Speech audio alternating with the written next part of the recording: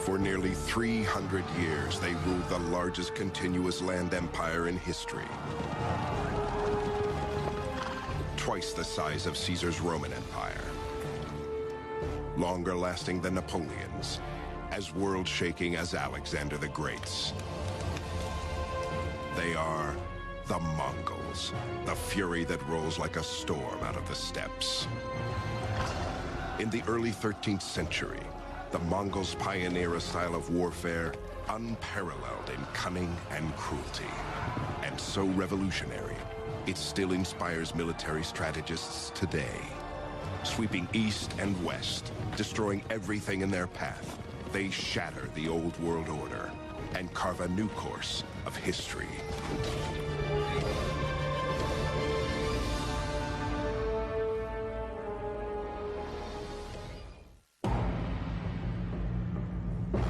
It is the end of the 12th century. As Europe lies mired in the Dark Ages, two cultures set the standard for human civilization. The Islamic states in Persia and Central Asia. And far away to the east, a trio of fabulous kingdoms in China. Between these stretch vast, inhospitable grasslands, the Eurasian steppes. Although the steppes are formidable, they are not empty. Nomadic tribes, the Tatars, Mongols, and others, eke out a grim life. These are some of the coldest places on Earth in Mongolia. Temperatures 90 degrees below zero. So for much of the year, they're fighting nature. It's a life with no margin of safety in it.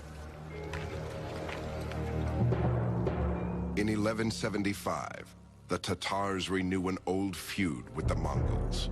These two tribes, so similar in lifestyle and belief, are bitterly divided by ancient rivalries, a never-ending cycle of alliance, treachery, and revenge. Caught up in their own struggles, they ignore their common enemy, the rich and powerful Jin of northern China. The Jin dynasty, their policy towards Mongolia was one really of divide and conquer. And the Jin would employ the Tatars on raids against other nomadic groups, tribes, khanates that grew too large and too threatening. The Jin wisely perceive that as long as the people of the steppes are focused on each other, they won't trouble them. It is in this time of upheaval that great Mongol conqueror Genghis Khan arises in the 12th century. He does so not from a family of kings or princes, but as a fatherless boy, facing death with his family on the barren steppes. Genghis Khan's given name is Temujin, Mongolian for ironworker. It's fitting. His life will demand an iron will. In 1175, when he is barely 9 years old, his father, leader of the clan, is poisoned by the Tatars. Genghis Khan's father had been an up-and-coming tribal chieftain. Perhaps if he'd lived, he might have become the next Khan of the Mongols. But as soon as he was poisoned, the widows of the previous Khan led the Mongols to desert the widows of Yisige, Genghis's father. And the result was that Genghis Khan was left on the steppe alone with his mother.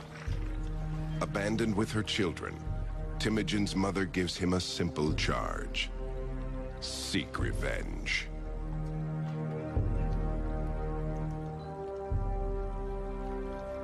He had grown up, we can presume, with this strong sense of mission. He was the son of one of the leading chieftains, one who had won victories in war when other chiefs had been defeated. And he had been abandoned, and that created a really strong sense of bitterness, a strong sense that the world doesn't work the way it should. For 30 grueling years, Temujin fights to unite his clan and gain the title of Khan, great leader. He learns to trust those proven loyal in battle and he remains suspicious of all others. By the age of 40, he has grown to be a gifted chieftain. We're looking at a man like Alexander, like Hitler, I have to say, with immense charisma, who made people follow him by the strength of his personality. Having united his tribe in 1196, Temujin turns to the second task: vengeance on the Tatars. The tactics were pretty much entirely horse tactics, and they incorporate all of the things that we would normally expect. Techniques learned in the hunt, for example, would often be employed tactically in battles. The feigned retreat, drawing your enemy in and encircling your enemy, enveloping the enemy. There were elements to their tactics that are sort of reminiscent of the Blitzkrieg. What I do see new in the case of Temujin Genghis Khan is his reorganization of society. That has to be reckoned among the most important, not only social innovations, but military innovations, in which he takes the old Central Asian Mongolian tribal structure and refashions it in his own image in a way, breaking the old tribal loyalties, but maintaining the kind of power of this tribal cavalry. As far as we can tell, in virtually every battle they fought, in every battle they won, the Mongols were substantially outnumbered by their enemies.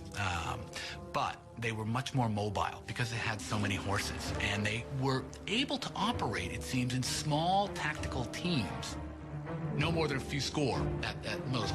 So the first thing you'd see if you were fighting the Mongols is they would seem to be everywhere. Oftentimes they would come at you in a single file, and suddenly they would just disperse, and suddenly they'd be all around you. That was really disturbing. The Mongols' combination of finely honed horsemanship and tactical strategy overwhelms their enemies. They are virtually wiped from the face of the earth in just 2 years. Only their name will live on. And they are but the first of many, for Temujin is molding his army into the finest light cavalry the world has ever seen.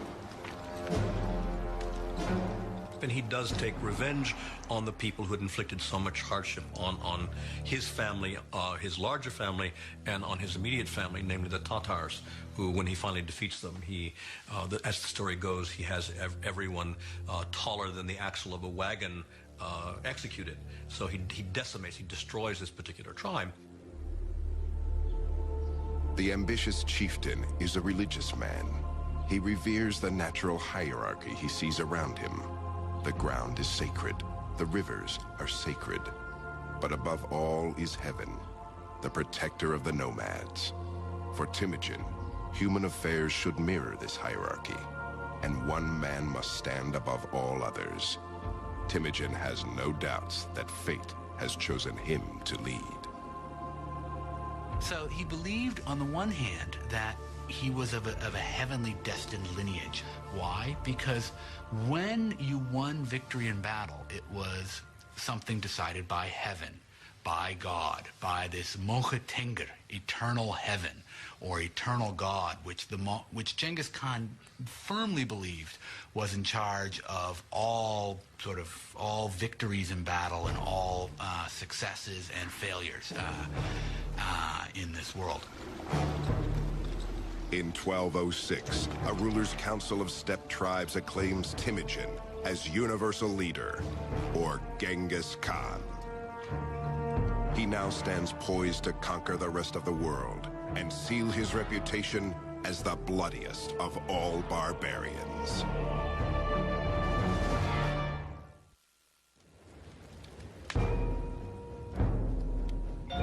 Driven to avenge his father's murder, and empowered by a sense of his own destiny, in 1206, Genghis Khan rises from obscurity to the brink of world domination. He is the ultimate leader, the Khan, of all the restless and nomadic tribes of the steppes. His people live a difficult life in a brutal environment. This is a society that is perpetually on the move. So they're ready to bundle up shop in no time at all. So what does that say about how these people live, the tents they live in? They have a cane framework, and felts are tied or sewn onto these individual cane panels, and they can be set up inside 15 minutes and dismantled in the same sort of time. So the inside of yurts was incredibly dark and smoky because they only had a hole at the top and a hole at the doorway. And the doorway always faced south because the Mongols were superstitious that good news came from the south. You had felts on the floor, felts on the walls, so dark, dark, dark, and then everything permeated with smoke. What did they burn? There's no wood on the steppe, so it's dung. So it's smoke that's permeated with animal smell as well. This hardscrabble existence shaped Genghis Khan's character, and his mother's words of vengeance provided his mission. Points to the very important role that Mongolian women played and still do play in Mongolian society, and that's a very important sort of formative episode in his whole life, because he becomes very attached to women, to his wife, to his mother. They figure very prominently, both figure very prominently later on when he distributes his territory and his soldiers among these people. Both women receive shares. So that's quite an important thing. She really holds the family. She's the cement of the family.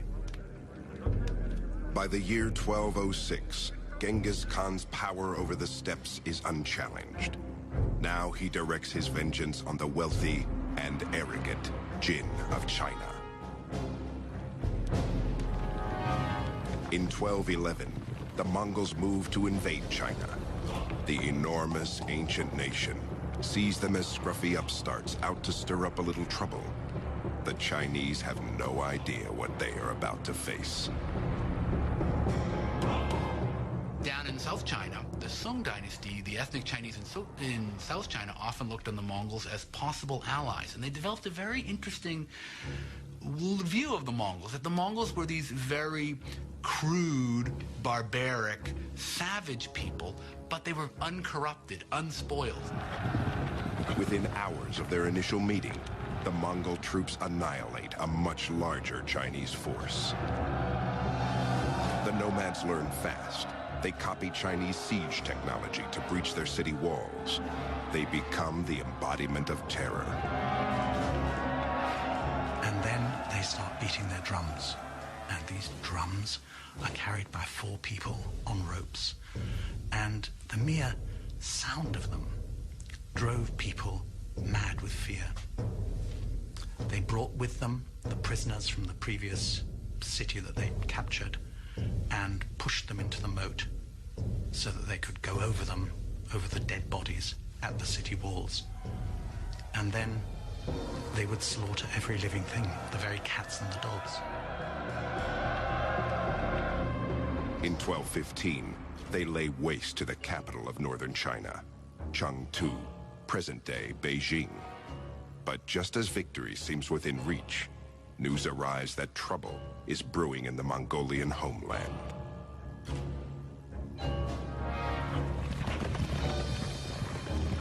The news reaches Genghis Khan across 1,000 miles of territory, carried by a surprising system of communication that eventually will connect the entire Mongol Empire. They developed very early on a system known as the Yam, which was basically the Pony Express. And 2 messengers would be sent out with special badges that they wore around their waist, showing that they were official emissaries of the government. And horses would be provided at post stations every 25 miles for these 2 to ride off carrying in their hands, literally, rolls with messages on them. In 1218, the Yam riders bring Genghis Khan the news that Kuchlug, the Khan of the Naiman clan, is fomenting a rebellion among other disgruntled tribesmen. Genghis Khan's hard-won order is being threatened by disloyalty from his own people. This cannot be tolerated.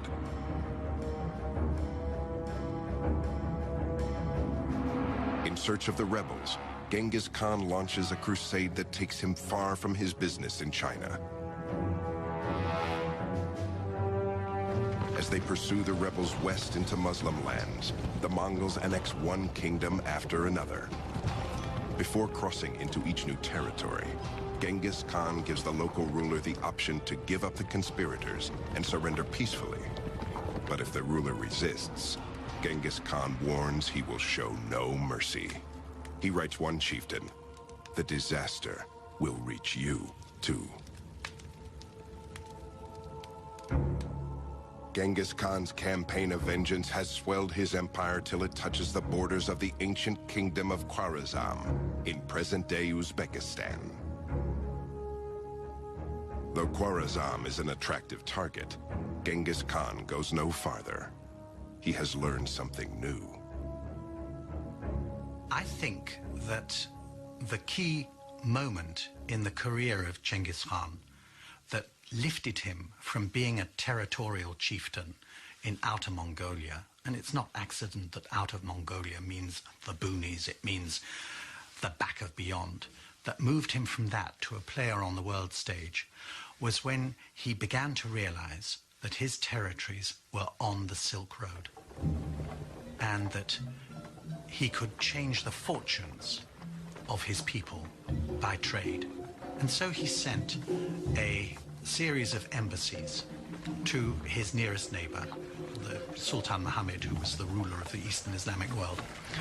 And those embassies were finally followed by a caravan of 1,500 camels. And I think that what happened there was that this particular camel caravan was so rich that it tickled the greed of the Muslim governor of the frontier post concerned at Otrar, and he simply seized it. This governor of this town, he saw this Mongol embassy of merchants coming, basically a trade mission come. He saw all the kinds of things that were in there, and he asked the Sultan Muhammad, what should I do with them? He was told. He implied they're spies. These Mongol envoys are spies. What should I do with them? Can I massacre them? And Sultan Muhammad said yes, and they were. Undeterred, Genghis Khan sends a second envoy, only to have him seized. His beard is shaved off in the street as an act of humiliation before he is sent back. The caravan of gifts, of course, is not returned. Genghis Khan's final dispatch to Sultan Muhammad is simple and grim. "You have chosen war," he writes. And it was that event, that greed, that breaking of the laws of interchange of ambassadors, of allowing merchants free run across frontiers, that caused the Mongol catastrophe, the catastrophe which, as one Russian chronicle says, left no eye open to weep for the dead. They came, they sapped, they plundered, they burnt, they slaughtered, they departed. Now, this is an utter disaster for the civilized world, and it had that curious small trigger. As his soldiers prepare for war in 1219, Genghis Khan is unconcerned.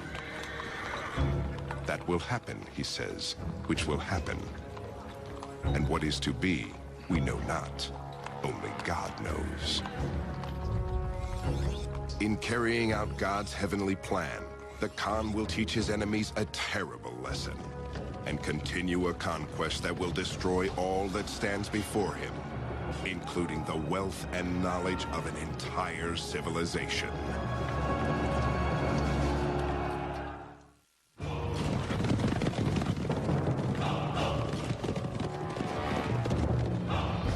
Genghis Khan has unified the nomadic Mongols, subdued the wealthy Chinese, and now, in 1219, stands perched to take on Sultan Muhammad, the ruler of the Khwarezm Empire of Central Asia. Genghis Khan is a man driven by revenge. Inalchuk, the Sultan's governor, has flagrantly humiliated a Mongolian diplomatic envoy, an abuse that cannot stand. The Sultan's stronghold, Samarkand, is defended by an army much larger than Genghis Khan's own. To even the odds, the Khan turns to tools that have served him well in the past: mobility and surprise. Much more interesting about this particular campaign is the fact that Genghis Khan divided his army in the face of a superior opponent. This is tactics that we associate again with people like Robert E. Lee or with Blitzkrieg and during World War II. The purpose being, again, to penetrate the enemy's front and to create confusion and diversion and so on in the rear, to be able then to turn back and take these places. So I find that to be a very significant part of what he does. Genghis Khan's first blow comes at the border town of Utrar in 1219. After a 5-month siege, the Mongols burst through the defenses and lay waste to everyone and everything in their path. There is no limit to their cruelty. Why were the Mongols so cruel? It's a difficult question, and no one really knows the explanation. But the fact of it, I think, can't be doubted, that these were people who did not wage war in the ordinary way. A special fate is assigned to the greedy governor in Alchuk. He discovers firsthand the meaning of the old Mongolian proverb, "Return what people give to you." Dragged from his hiding place in the citadel, he is held down while molten silver is poured into his ears and eyes.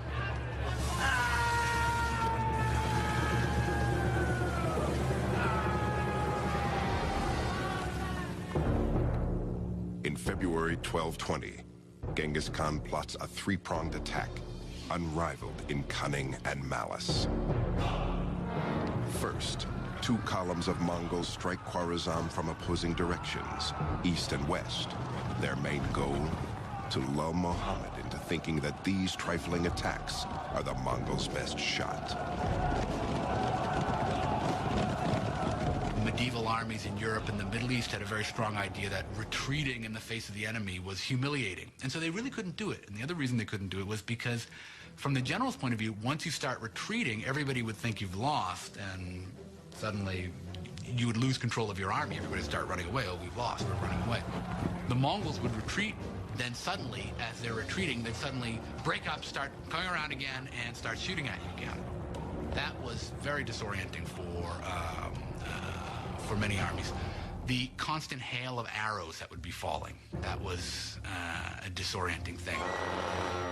Diverted by the Mongols' feints and skirmishes, Sultan Muhammad strings out his forces along hundreds of miles of farmland and river valleys south of Samarkand.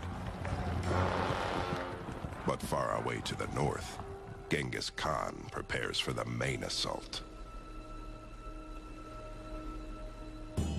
Genghis Khan carefully seeks out the smugglers and bandits who know the secret water holes and camel routes in the desert of Kızılkum. These will be his guides.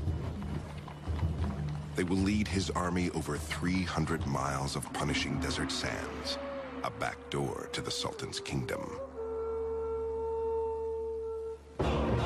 In March 1220, Genghis Khan and his army emerges from what the Sultan believed was an impenetrable desert, like demons from his worst nightmare. In one of the greatest strategic rearguard attacks in the history of warfare, proud Samarkand falls in just 10 days. Sultan Muhammad shows his true colors, fleeing for his life from one city to the next. Like hunters pursuing a fox, the great Mongol generals are given 20,000 men and told to crush any town that shelters the fugitive Sultan, as they relentlessly track him down and kill him. So it was not just a matter of beating an army in the field, but eradicating the power of a country to ground zero, so that there could be no recovery. So they sowed salt in the fields. They destroyed the wells, they flooded the cities, they cut the canals, they chopped down the orchards, as if there were no tomorrow. The Mongols' monstrous rampage devastates magnificent Persian cities like Balkh and Herat. Genghis Khan is not concerned. They couldn't care less. So the destruction that they visited on the Eastern Islamic world has lasted to this day. The ruins of once great cities still lay scattered across Persia like ghost towns. With the annexation of Khwarezm, Genghis Khan's empire reaches from the Yellow River all the way to the Caspian Sea, the largest continuous land empire in the history of the world. The most remarkable result of this Mongol conquest is that East is open to West for the first time in 1,000 years. Pax Mongolica, a Mongol peace, allowed people for the first time to travel in absolute safety from Rome to Beijing. That was never possible before, and it wasn't possible until the 20th century afterwards. It's not a small thing. We had people from the Middle East traveling all over, all the way even into China. Famous traveler Ibn Battuta from Morocco eventually reached, at least he says he reached, China and traveled through much of the successor states of the Mongols, Mongol states ruled by the descendants of Genghis Khan. And that created a kind of knowledge of each civilization in Eurasia acquiring more knowledge about each other. Ironically, creating such an empire is not Genghis Khan's goal. The flame of vengeance still burns in his belly, and he still has a score to settle with the Chinese. To that end he now turns, but it is the one thing beyond his reach. In 1227, in his mid-60s, Genghis Khan dies on the march to China. According to legend, the victim of a freak riding accident. Armed troops and slave girls escort his body back to the steppes, where he is laid to rest in secrecy. There are various stories about 50 guards were detailed to bury him. They were killed by 50 others who were then killed, in turn killed by other people, so that the grave would remain secret for various reasons. But as for the precise location of this, we don't know. The way that the Mongol chieftains were buried was in total secrecy. They went off on a procession, the people who were going to bury them, blaring horns, beating drums, making as much noise as possible. And if anybody met the procession on its route to its secret destination where the person was going to be buried, they were killed. So the whole point was that nobody should know where the great ones of the Mongols were buried. Not a single tomb of a Mongol chieftain has ever been excavated. They've not been found. So we have no idea what they contain. Genghis Khan's empire seems to be as lost as his mountain grave, for upon his death, the state he sought to unify breaks apart, carved up into 4 kingdoms for his 4 sons. But the dream lives on. It will turn into a nightmare in the hands of another Mongol conqueror. Driven by visions of glory, he will unleash a reign of terror even bloodier and more brutal than Genghis Khan's.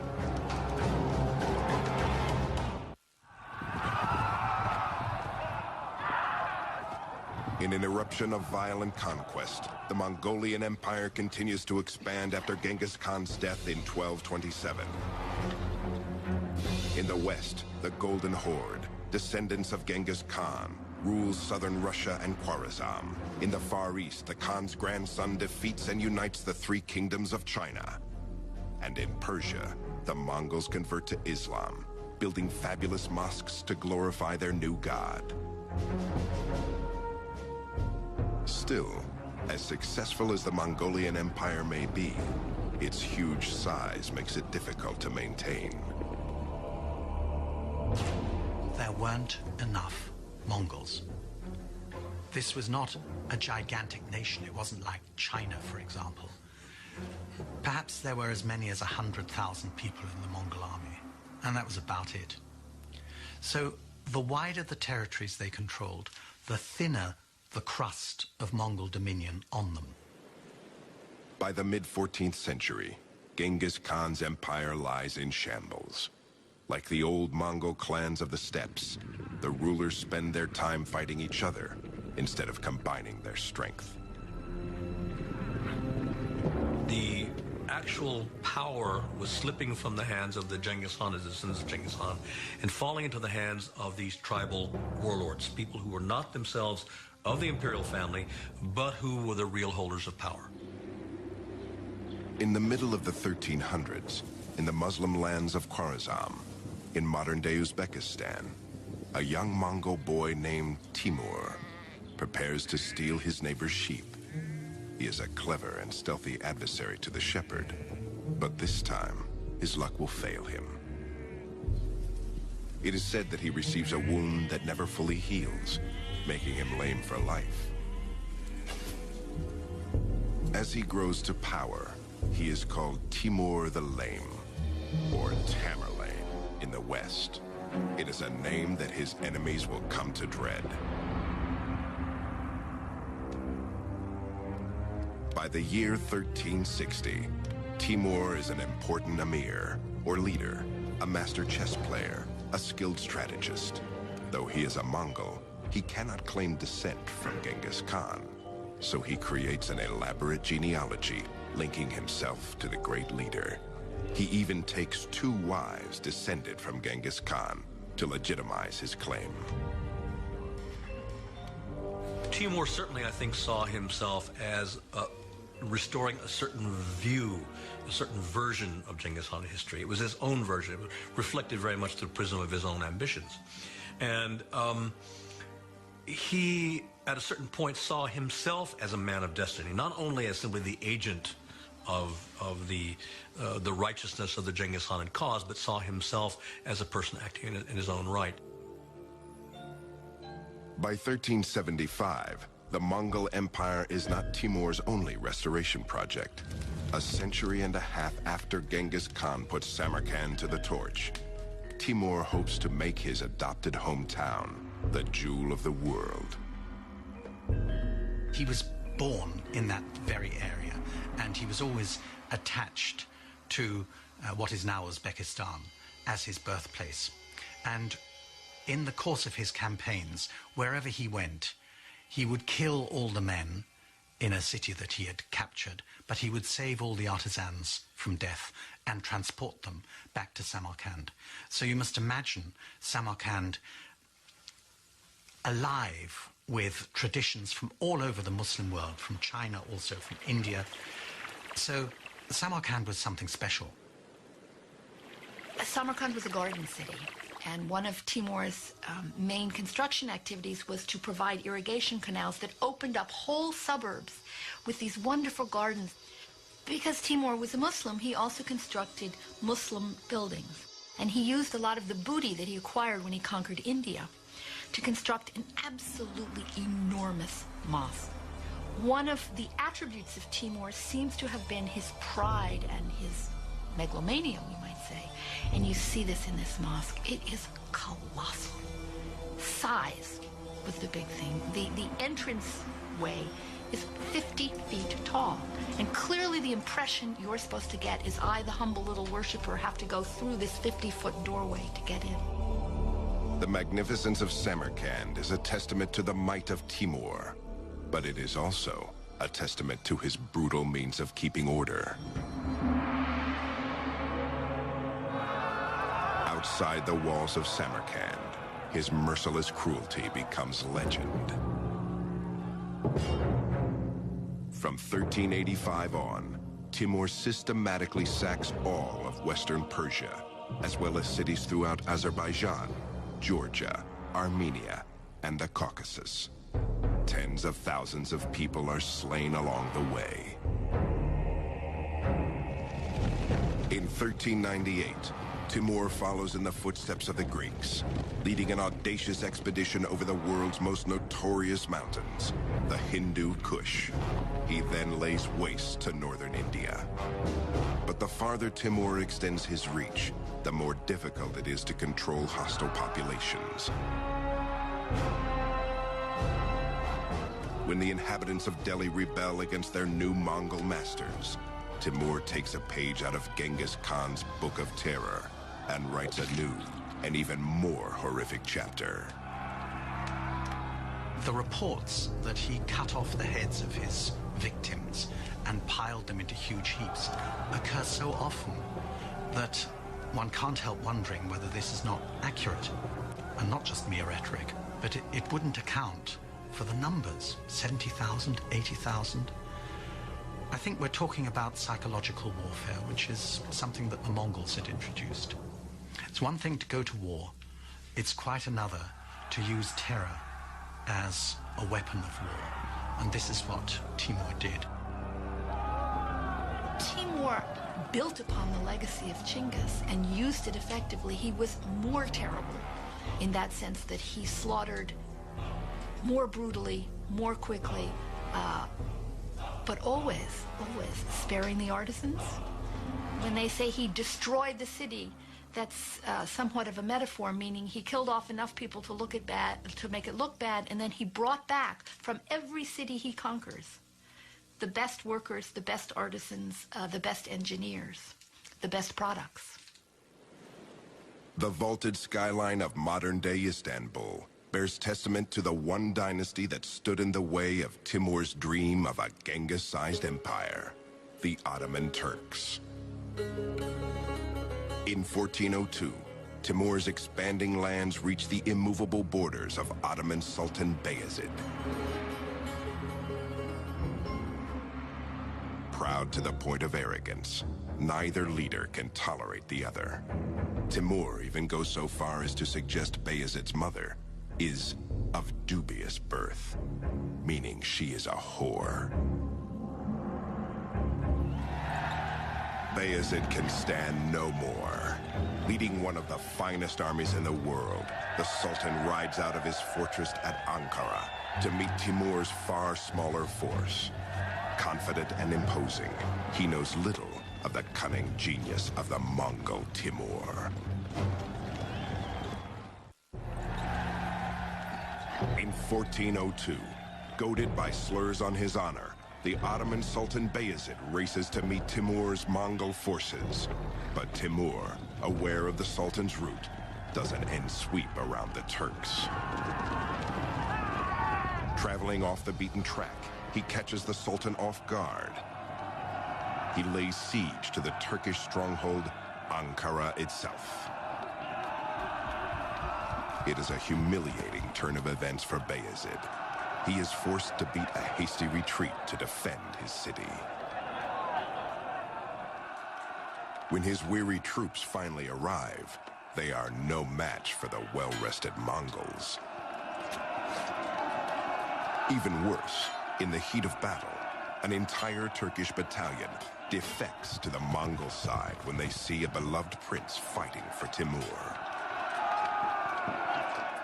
Tricked, betrayed, and totally routed, Sultan Bayezid nobly refuses to leave the field of battle. He is determined to fight to the last, but he is captured and taken prisoner. The Ottoman defeat may taste sweet to Timur, but it is even more delicious to Christian Europe. Now, if you look at this on the grand strategic map of Eurasia at the time, the Ottoman sultans were poised to scoop up Constantinople. They had moved into Europe, they had encircled it, they were ready to begin the siege that would have destroyed the principal city of Eastern Christendom. And just then, that was their bad luck. Someone came knocking at their back door, and that was Timur.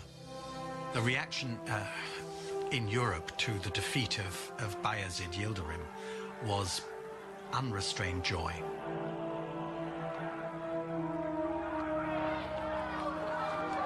With the defeat of the Ottomans in 1402, Timur's empire nearly matches Genghis Khan's in size and scope.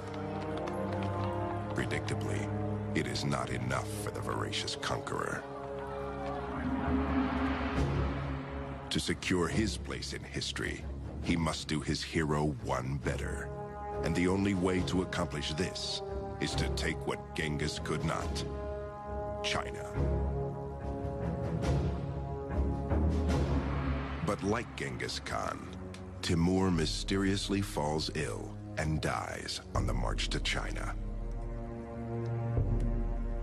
In 1405, in Samarkand, he is laid to rest in a tomb as ornate as Genghis Khan's was simple. There's a curious story that as he lay dying, he said, "Do not disturb my grave, for if you do, a fate worse than me will fall upon you." And his grave was kept absolutely untouched until the 22nd of June 1941, when Soviet archaeologists opened the grave and found the skeleton of a tall man with a damaged hip. And on the 22nd of June 1941, Hitler launched his attack on Russia. And that was the signal for some 20 million Russians to perish in the following 4 years. So you could say that he had a long arm, and that long arm stretched right into the 20th century. Without the force of Timur's personality and leadership, his heirs are unable to hold the empire together. The Mongols begin to fade into history. Too small in number to rule their vast empire, they become assimilated into the cultures they conquer, adopting their religions and customs as their own. And yet, their impact remains immeasurable even today. By opening China to the west, the Mongols created an insatiable thirst for Asian goods. The drive to quench it spurred the Age of Discovery and the voyages that would lead Europe to America. Truly, by shattering the old empires of China and Persia, the Mongols gave birth to the modern world. An empire that stretched from the Sea of Japan to the Baltic, from Korea to East Germany, and took in most of Eurasia, apart from India and Southeast Asia. There's been nothing like it. Will the world ever see another empire like it? In Mongolia, some fervently hope so. Even today, Genghis Khan is worshipped there as a god. His name is a source of national pride, his tent a hallowed shrine. Small wonder, then, that the Mongols wait eagerly for the spirit to rise anew and for the barbarian to return.